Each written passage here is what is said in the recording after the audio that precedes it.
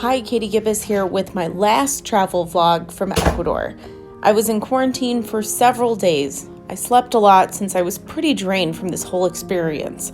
I was sleeping from roughly 9 or 10 at night until 8 in the morning when I would get a knock on my door that breakfast had been dropped off. And then I usually took an hour or two nap in the middle of the day. My symptoms seemed pretty standard with Omicron. I had a stuffy nose, sore throat, and cough. I was using 4 nasal sprays and 3 inhalers plus a decongestant to try to reduce the symptoms and get better faster. But that really just relieved the symptoms, not the overall illness. I was pretty lucky, which I'm grateful for, because getting diagnosed with COVID was scary enough, let alone in a foreign country. I'm still trying to rack my brain thinking of how I could have possibly caught COVID, especially since everyone wore masks indoors and outdoors, and we all had a negative test to get to Ecuador and another negative test to get to the Galapagos. I honestly have no idea. We were so careful.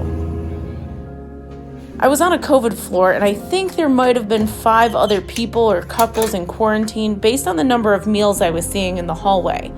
We weren't allowed to leave our rooms or interact with anyone, so it got pretty lonely. I tried to stay busy by writing in my travel journal and doing work when I could. I got 3 meals a day dropped off on a chair outside my door. The food was pretty good, and there was usually a lot of it. I wasn't hungry at all for the first 2 days in quarantine, but on day 3, I finally got my appetite back. Breakfast usually consisted of some breads, fruit, eggs, and meat. I got a choice of a meal for lunch and dinner, and lunch usually included a soup too.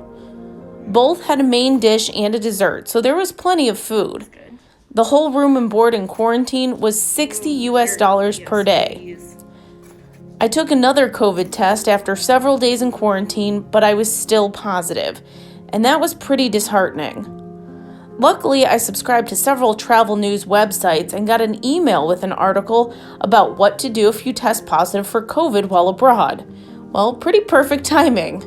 I learned that based on the new CDC guidelines, a person who has tested positive for COVID can clear quarantine after 5 days from the start of symptoms as long as you are improving and have been fever-free for 24 hours.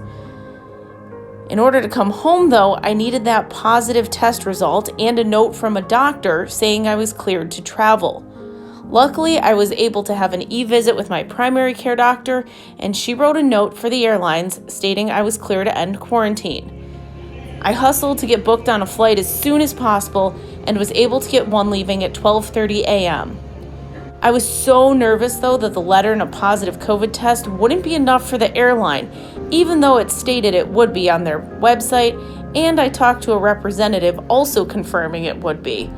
But nothing's sure until it's sure, so I was pretty nervous. And I got even more nervous when the airline employee at the check-in counter had to go and talk to her manager. But luckily, I was cleared to board. My flight got delayed by several hours, but eventually we were off. I had one connection and was so relieved when I finally landed in Buffalo. It's now several weeks later, and I'm finally feeling like myself again. It was such a crazy ordeal, but other than the ending, it was an incredible trip that I would recommend to anyone.